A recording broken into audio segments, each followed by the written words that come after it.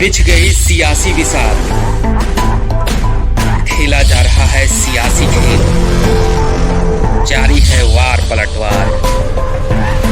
शह और मात के खेल में बनाई जा रही है रणनीति। कौन पड़ेगा किस पर भारी, ये कभी भी सिर्फ हस्तक्षेप.com पर अमलेंदु उपाध्याय के साथ।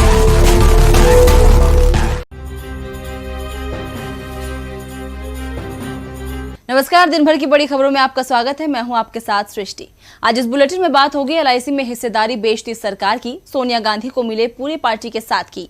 जानेंगे कि बिहार चुनाव में क्या है चिराग पासवान की प्लानिंग और महागठबंधन में क्यों है तनातनी। साथ ही बात होगी सिंधिया के बचाव की और आखिर में बात होगी जीडीपी पर आए फिच के अनुमान की। लेकिन तमाम बड़ी खबरों से पहले एक नजर दिन भर की सुर्खियों पर। विपक्ष मिलकर राज्यसभा में खड़ा करेगा उपसभापति का उम्मीदवार, कांग्रेस संसदीय स्ट्रेटेजी ग्रुप की बैठक में हुआ फैसला। 14 सितंबर को होगा राज्यसभा में उपसभापति पद के लिए चुनाव। उत्तर प्रदेश सरकार ने खत्म की राज्यव्यापी साप्ताहिक बंदी, यूपी में अब रविवार को भी खुलेंगे बाजार। अडानी ग्रुप के सोलर प्लांट प्रोजेक्ट पर राजस्थान हाईकोर्ट का फैसला, कोर्ट ने सोलर प्लांट के लिए आवंटित 6500 बीघा जमीन पर लगाई रोक। थॉमस एवं उबेर कप के खेलने के लिए राजी हुई विश्व चैंपियन पीवी सिंधु। डेनमार्क में 3 से 11 अक्टूबर तक खेला जाएगा टूर्नामेंट। पहले निजी कारणों से टूर्नामेंट से हटने का फैसला किया था। और हफ्ते के दूसरे कारोबारी दिन गिरावट के साथ बंद हुआ शेयर मार्केट। सेंसेक्स 51 अंक गिरकर 38,365 अंक पर बंद। निफ्टी 37 अंकों की गिरावट के साथ 11,317 पर हुआ बंद। सुर्खियों के बाद अब बात आज की सबसे बड़ी खबर की। सरकार ने एलआईसी के निजीकरण की ओर पहला कदम उठा लिया है। फिलहाल सरकार इसकी 25% हिस्सेदारी बेच रही है। इसके लिए जल्द ही आईपीओ लाया जाएगा। सरकार की इस कोशिश को लेकर कांग्रेस के पूर्व अध्यक्ष राहुल गांधी ने सरकार पर तंज कसा है। और आज इसी खबर पर चर्चा के लिए हमारे साथ जुड़ेंगे राजीव जी। राजीव जी, बहुत बहुत स्वागत है आपका। लेकिन इससे पहले एक रिपोर्ट देखिए। केंद्र की मोदी सरकार कभी निजीकरण तो कभी किसी कंपनी के शेयर बेचकर अपना खजाना भरने की जुगत में लगी हुई है। और अब मोदी सरकार ने भारतीय जीवन बीमा निगम यानी एलआईसी की 25% हिस्सेदारी बेचने का फैसला किया है। इसके बाद एलआईसी में सरकार की हिस्सेदारी 75% रह जाएगी। जल्द ही सरकार एलआईसी का आईपीओ लेकर आएगी। एलआईसी के आईपीओ से सरकार को बड़ी रकम जुटने की उम्मीद है। देश की सबसे बड़ी इंश्योरेंस कंपनी एलआईसी यानी भारतीय जीवन बीमा निगम के आईपीओ लाने के प्रोसेस को सरकार ने तेज कर दिया है।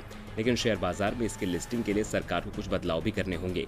इसके लिए एलआईसी की हिस्सेदारी बेचने के लिए सरकार की तरफ से एलआईसी एक्ट 1956 में बदलाव किया जाएगा।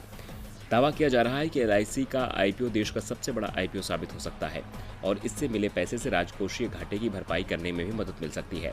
सरकार का मानना है कि इस दौर में कल्याणकारी योजनाओं पर खर्च बढ़ने और टैक्स में कमी होने के अंतर की भरपाई एलआईसी की हिस्सेदारी को बेचने से पूरी हो जाएगी।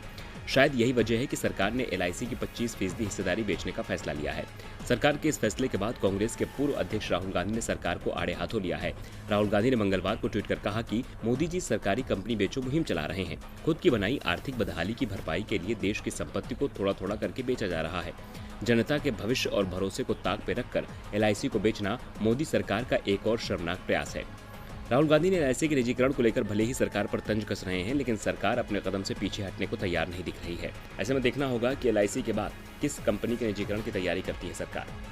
राजीव जी, एलआईसी को सार्वजनिक क्षेत्र की सबसे बड़ी कंपनी माना जाता है। जब भी कोई सरकार, निगम या कंपनी मुश्किल में होती है तो सरकार के इशारे पर एलआईसी उसे उबारने में जुट जाता है। इसके लिए एलआईसी की ओर से भारी निवेश किया जाता है। लेकिन अब तो एलआईसी को ही बेचने की तैयारी है। क्यों एलआईसी की हिस्सेदारी बेचना जरूरी है और एलआईसी में हिस्से बेचने की जरूरत ही क्यों पड़ रही है?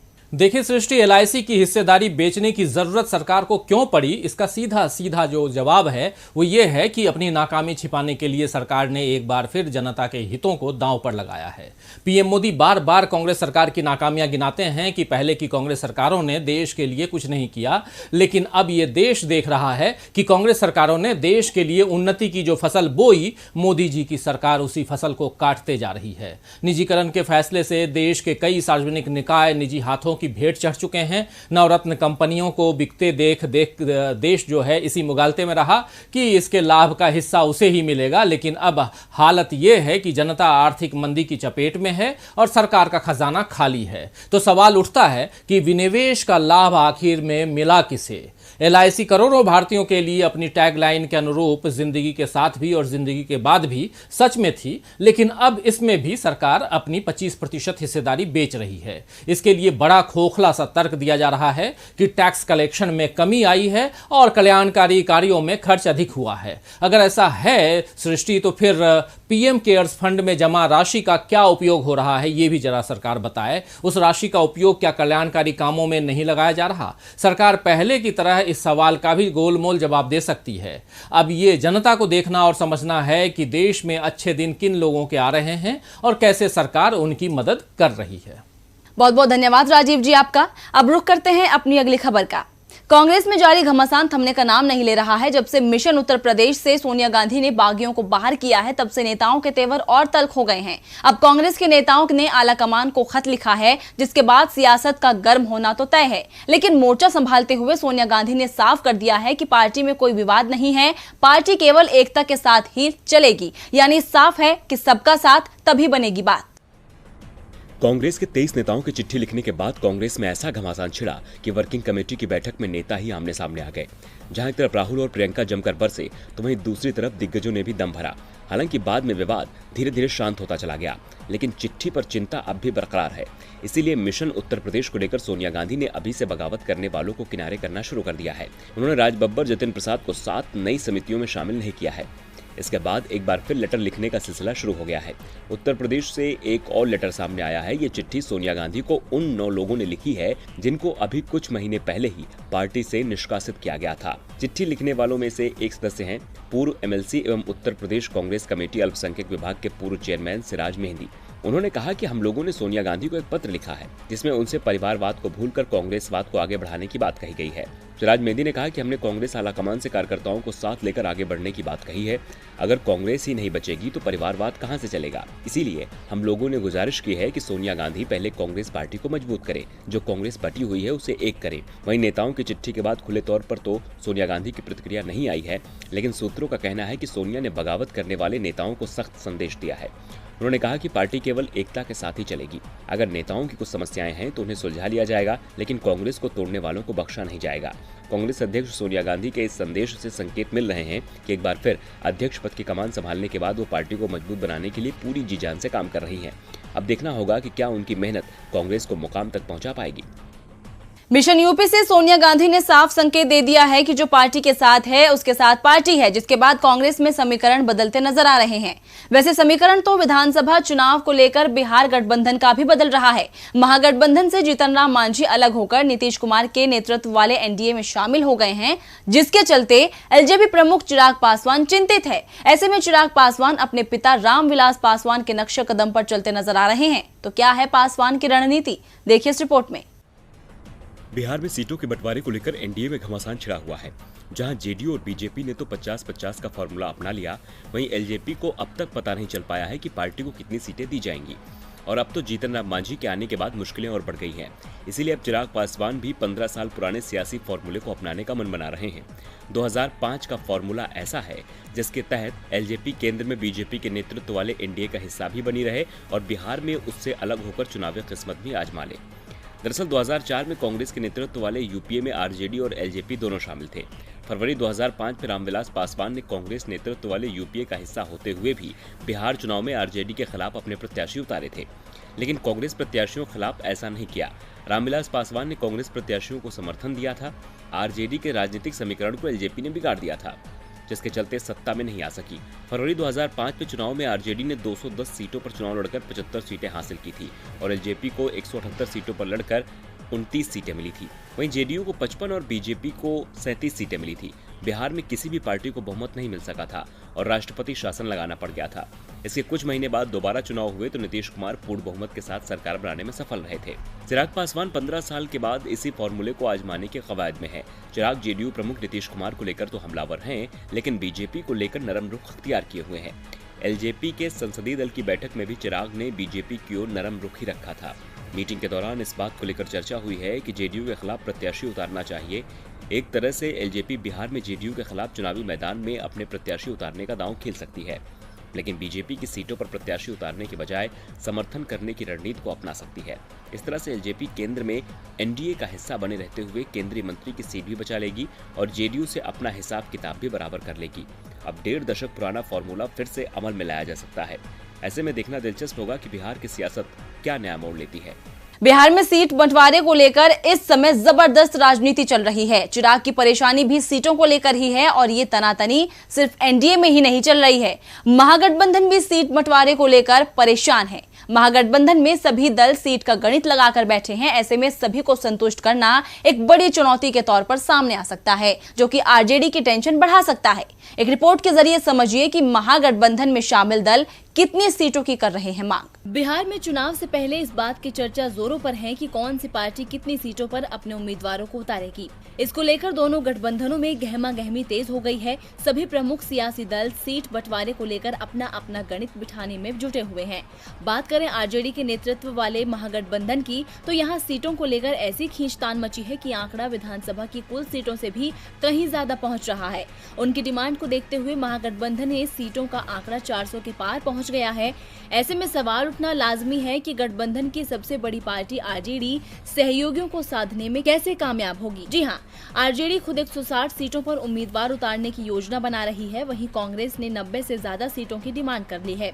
भाकपा माले की ओर से करीब 50 सीटों की डिमांड की जा रही है। आरएलएसपी ने भी 45 से ज्यादा सीटों पर दावा ठोक रखा है। वहीं वीआईपी ने भी करीब 25 सीटों की मांग की है। अगर सभी सियासी दलों की ओर से की गई डिमांड को जोड़ा जाए तो यह आंकड़ा 400 के पार पहुंच रहा है, जबकि बिहार विधानसभा में कुल 243 सीटें ही हैं। ऐसे में सभी दलों की मांग को पूरा कर पाना एक बड़ी चुनौती बन रहा है, क्योंकि अभी हाल ही में इसी मसले को लेकर जीतन राम मांझी ने महागठबंधन से किनारा कर लिया। ऐसे में महागठबंधन में शामिल सभी दलों के साथ सामंजस्य बना के चुनाव में मैदान में उतरना टेढ़ी खीर लग रहा है।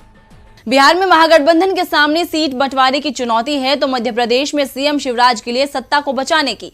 मध्य प्रदेश उपचुनाव को लेकर बीजेपी अपनी सत्ता को बचाने के लिए पुरजोर कोशिश कर रही है, लेकिन उसकी राह में सिंधिया और उनके समर्थक बड़ा रोड़ा बन रहे हैं। सिंधिया को लेकर बीजेपी में ऐसा घमासान छिड़ा कि अब तो दिग्गज ही आमने सामने आ गए हैं। अब सिंधिया को बचाने के लिए शिवराज को समझ नहीं आ रहा है कि कौन सी नीति अपनाई जाए। मध्य प्रदेश में ज्योतिरादित्य सिंधिया ने जब से कांग्रेस का हाथ छोड़ बीजेपी का दामन थामा है, तब से कमल बिखर रहा है।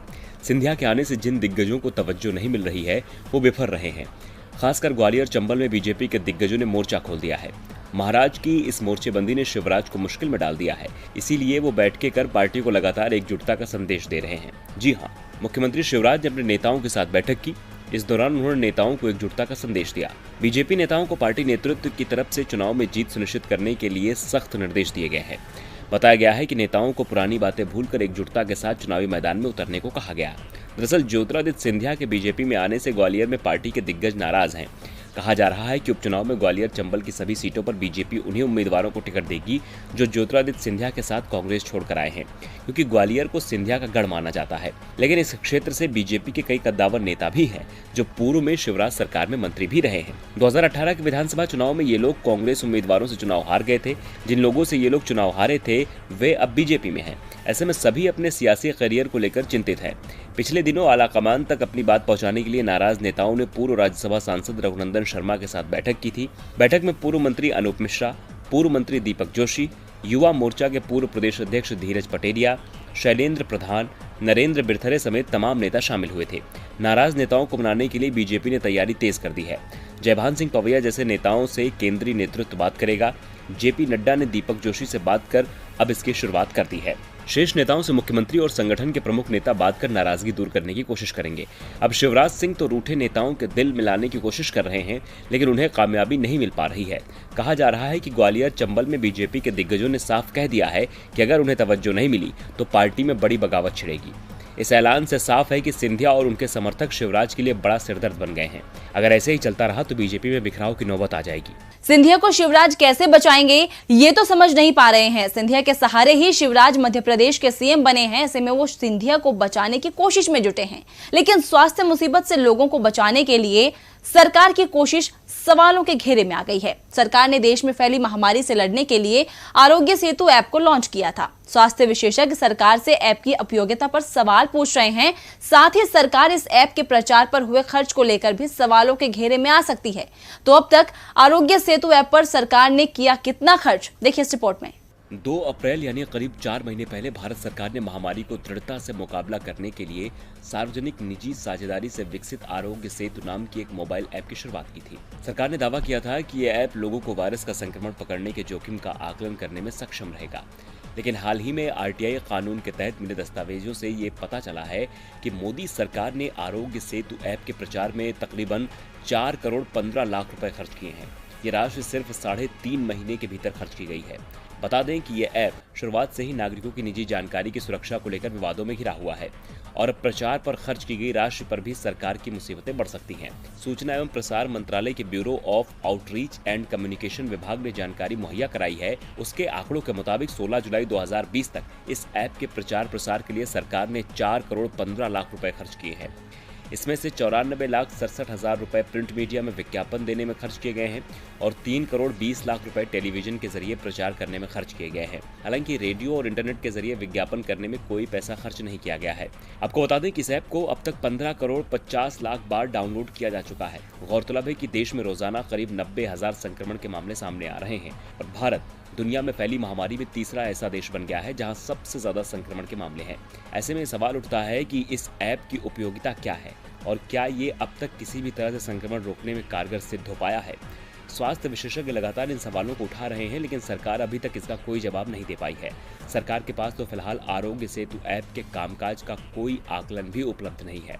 और आखिर में बात जीडीपी ग्रोथ की। जीडीपी के आंकड़े जब -23.9% पर पहुंचे तो लगा कि अब इससे ज्यादा बुरा दौर नहीं आ सकता, लेकिन अभी अर्थव्यवस्था में और गिरावट आना बाकी है, जिसका अंदेशा रेटिंग एजेंसी ने जताया है। रेटिंग एजेंसी फिच ने ऐसा अनुमान लगाया है जिससे देश की अर्थव्यवस्था को एक और झटका लगेगा। तो क्या है फिच का अनुमान, देखिए इस रिपोर्ट में। एक वक्त में भारत सबसे तेजी से बढ़ती अर्थव्यवस्था वाला देश था, लेकिन आज स्थिति ये हो गई है कि भारत सबसे तेजी से नीचे गिर रहा है। पिछले दिनों -23.9% आए जीडीपी के आंकड़ों ने साफ बयां कर दिया था कि देश की हालत और बिगड़ने वाली है। आज रेटिंग एजेंसी फिच ने भी अनुमान लगा दिया कि भारतीय अर्थव्यवस्था को झटका लगने वाला है। फिच ने अनुमान लगाया है कि इस वित्त वर्ष यानी 2020 और 21 में भारतीय अर्थव्यवस्था में 10.5% की भारी गिरावट आ सकती है, यानी जीडीपी ग्रोथ -10.5% हो सकती है। फिच ने कहा कि अर्थव्यवस्था के फिर से खुलने के बाद अक्टूबर से दिसंबर की तीसरी तिमाही में जीडीपी में मजबूत सुधार होना चाहिए, लेकिन संकेत तो इस बात के दिख रहे हैं कि सुधार की गति धीमी और असमान होगी। फिच ने कहा कि इस हालत से बचने के लिए सकारात्मक कदम उठाने होंगे। ये सलाह न केवल रेटिंग एजेंसी ने दी है, बल्कि देश की विकट परिस्थितियों को लेकर आरबीआई के पूर्व गवर्नर रघुराम राजन ने भी सरकार को चेतावनी दी थी। उन्होंने कहा था कि भारतीय अर्थव्यवस्था को अमेरिका और इटली से भी ज्यादा नुकसान हुआ है। जब इनफॉर्मल सेक्टर के आंकड़े जोड़े जाएंगे तो अर्थव्यवस्था की हालत और बदतर हो सकती है।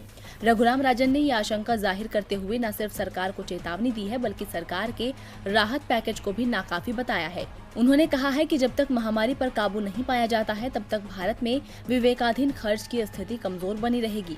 सरकार ने अब तक जो राहत दी है वो नाकाफी है। तमाम दिग्गज अर्थव्यवस्था गिरने का अनुमान लगा रहे हैं, लेकिन फिर भी सरकार संभल नहीं रही है। अब 40 साल बाद ऐतिहासिक गिरावट के बाद न जाने और क्या देखना बाकी है। तो फिलहाल दिन भर की बड़ी खबरों में इतना ही। देखते रहिए डीबी लाइव। नमस्कार।